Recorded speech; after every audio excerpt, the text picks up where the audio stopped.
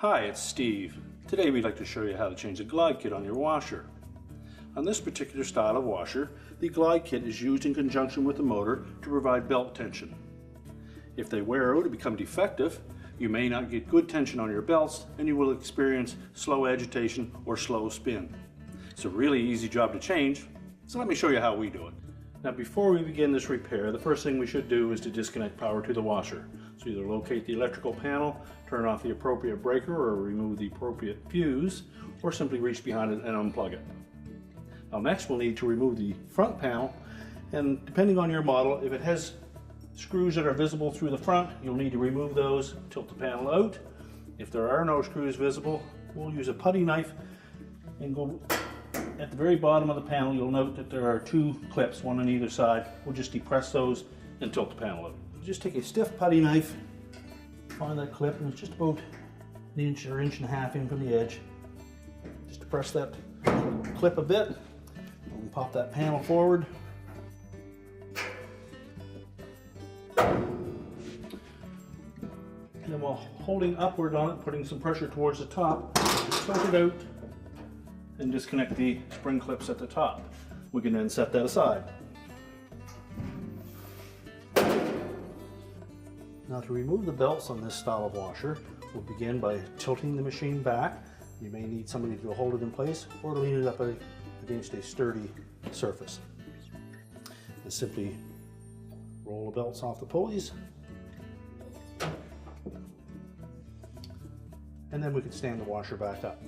Now that we've removed the belts, our next step will be to remove this motor cover. It's held to the side of the cabinet with a 5/16 screw.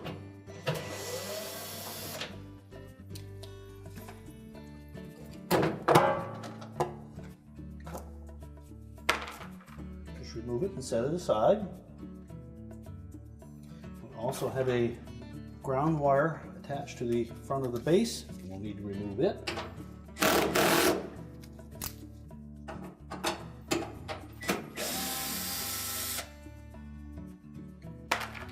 Now our next step will be to remove the motor mount from the machine base.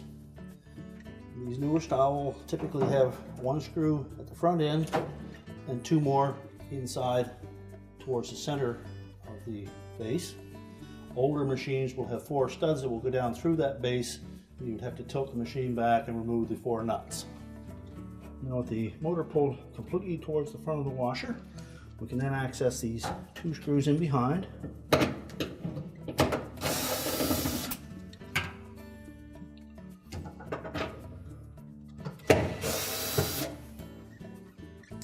Just push the motor forward, access that front screw.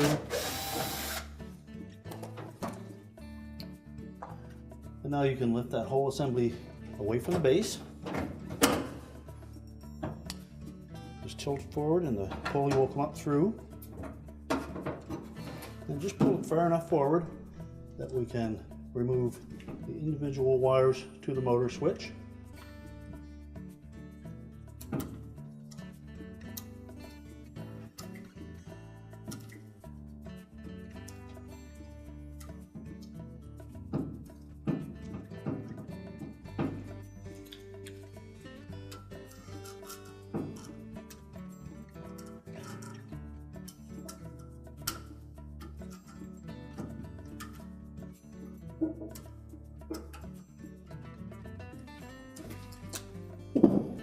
And just set that harness back out of the way. And next we'll stand the motor up, and that will allow us to first of all access the springs, and depending on the age of your machine, there may be two springs on one side or one on either side. So using a pair of needle nose pliers, just grasp the spring and unhook it from the upper portion of the base.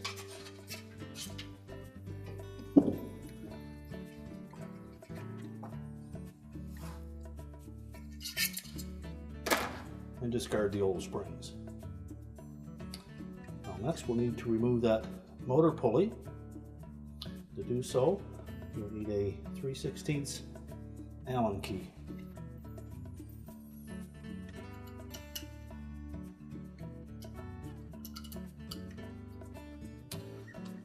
sure the Allen key is fully inserted into that set screw, and then give it a sharp rap.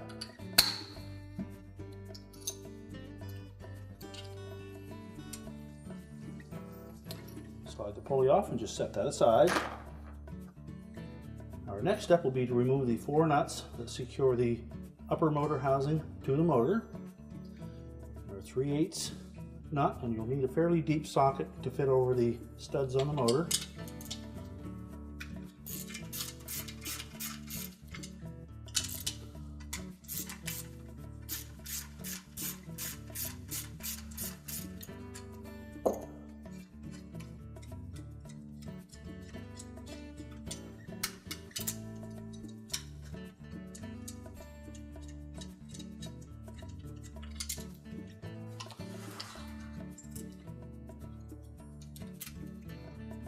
Just slide the motor carriage forward to access the second set.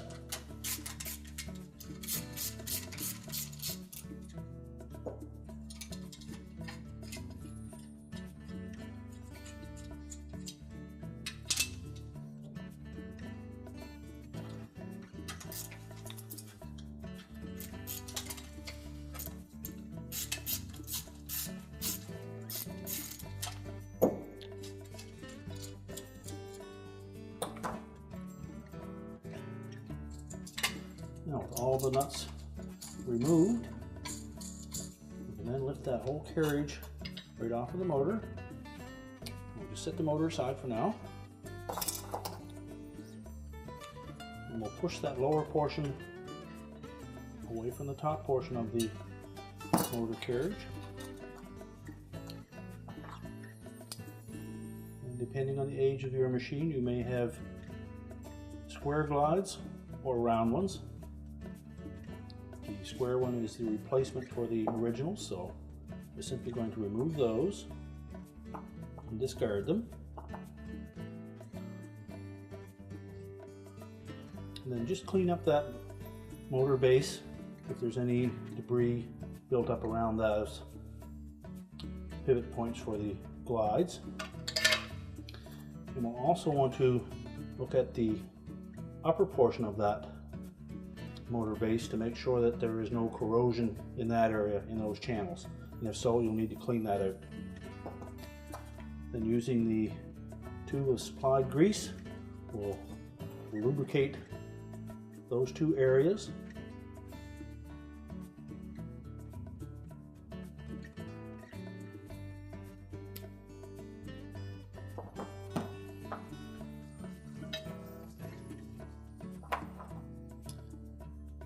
Install the 4 new glides in the lower portion. Put some lubrication on those.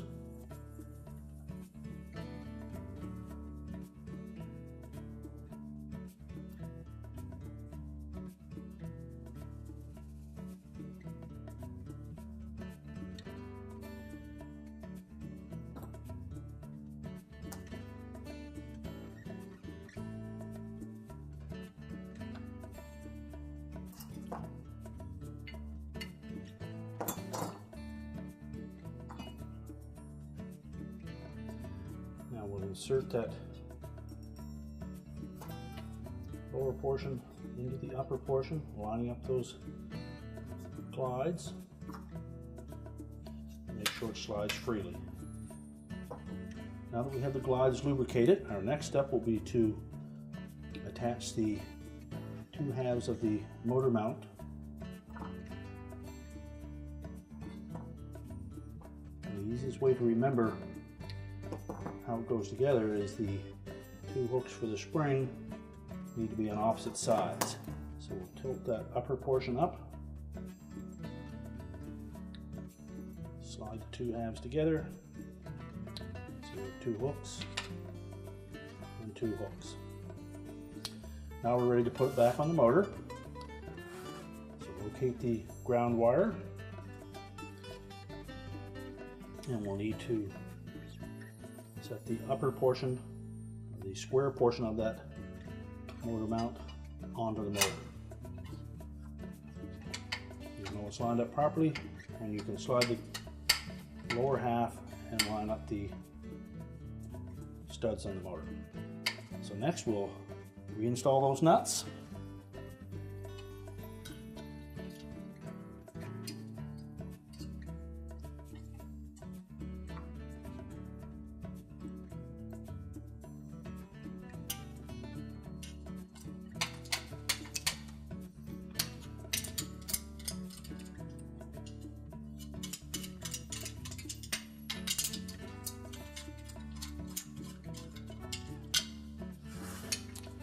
Rotate the motor around.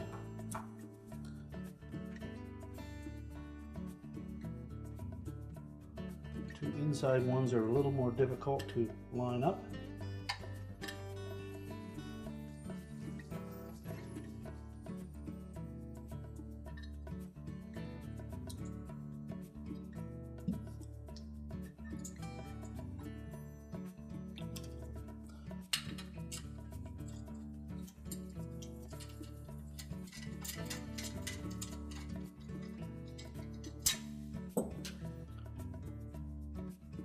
We find if you just take a pair of needle nose pliers and go into the center of that nut and just hold it on top of it, it will drop down on.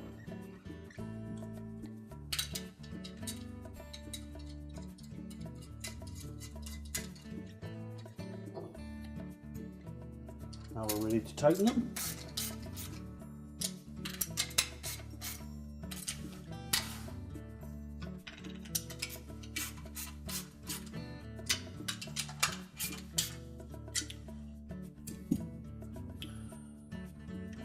Now put our pulley back on.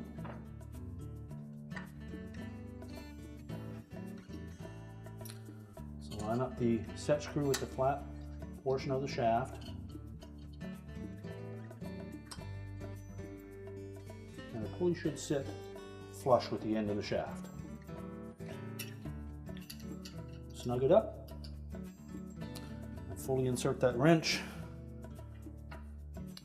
and give it a sharp tap with a hammer to tighten it.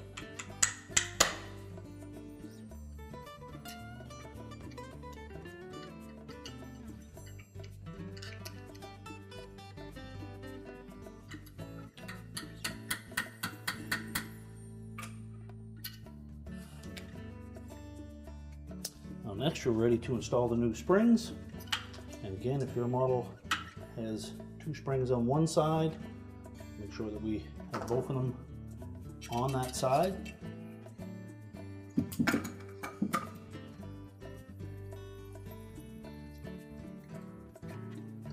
It's easiest to insert the spring from the back side, hook it into the opening,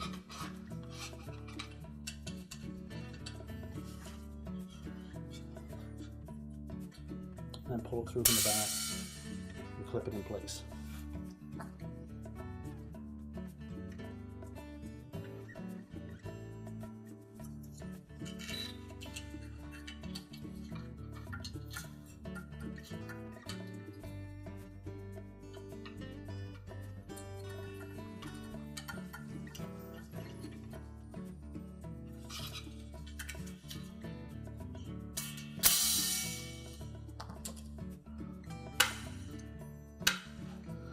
Make sure it moves freely and doesn't stick. So now before we put the motor back in the washer, we can reconnect the wires.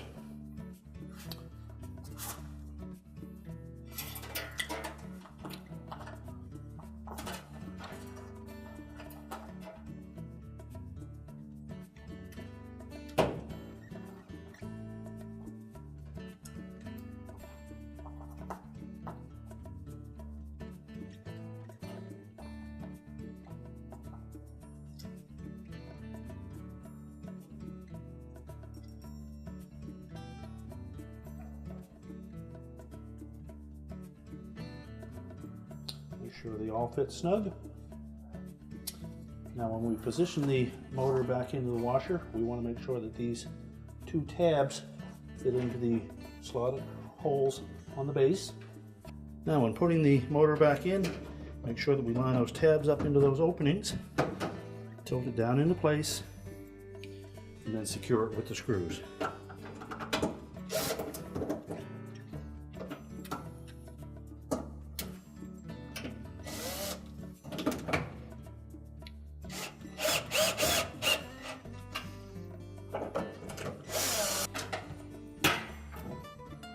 Make sure they're tightened securely, and push the motor forward. Access single screw.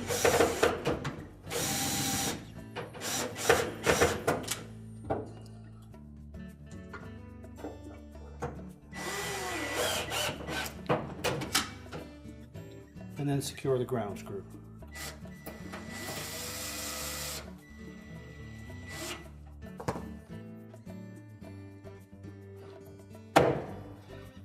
Now we're ready to tilt the washer forward so that we can reinstall the belts. Now to reinstall the belts, we'll start with the larger belt first. And you can either wrap it around the motor or the large pulley first, it doesn't matter. Just rotate it until it's firmly on the pulleys. Now for the pump belt, it sits on the lower portion of the motor pulley. Drape it around that and then roll it around the pump pulley. Normally that belt is fairly loose. With the motor pulled fully towards the front of the washer, you should be able to almost touch that belt together before it moves the motor. Now we'll put the motor cover back on. Make sure we have the harness wires tucked safely out of the way. And slide that flange over the lip of the cabinet.